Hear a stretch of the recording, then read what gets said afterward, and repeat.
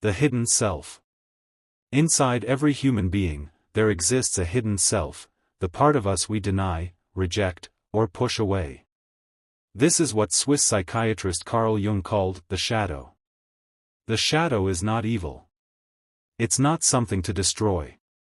It's simply everything we've disowned, our suppressed desires, fears, impulses, wounds, and even strengths we were told were wrong.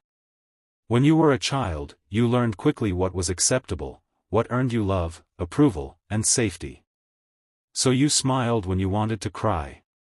You became polite when you wanted to scream. You followed the rules when your soul wanted to rebel. And slowly, everything that didn't fit the mold was cast into the dark. But here's the truth, what you bury doesn't die. It waits. In silence. In the subconscious. And it shapes your life in ways you can't even see. 2. Signs you're living in shadow. Have you ever overreacted and wondered, why did I get so angry? Ever judged someone harshly for something you secretly struggle with yourself?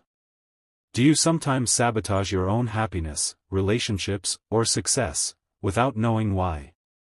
That's your shadow, pulling the strings.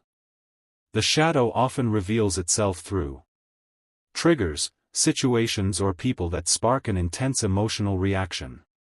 Projection, seeing in others what you can't accept in yourself. J. Repetition, repeating the same painful patterns again and again. Addictions, coping mechanisms to numb emotional pain. When we don't recognize our shadow, we become slaves to it. We live divided, wearing a mask by day, haunted by the parts we've buried at night. True freedom begins when you stop running, and start listening. 3. Meeting the shadow. To own your shadow, you must first face it. This doesn't mean wallowing in negativity or guilt. It means becoming radically honest. It means sitting down with the parts of yourself you were taught to be ashamed of, and saying, I see you. I'm listening. This is not weakness. This is not indulgence. This is power. This is integration. Shadow work is not about fixing yourself. You are not broken. It's about becoming whole. Ask yourself, what am I afraid others might discover about me? What emotions do I suppress the most? What parts of me did I learn were bad or too much? Write about it. Reflect on it. Let it rise. Because only when you bring the unconscious into the light can you transform it. 4. The gifts within the darkness. Here's the paradox, your shadow is not your enemy. It is your greatest teacher. The shadow contains not just wounds, but also power. The courage you suppress.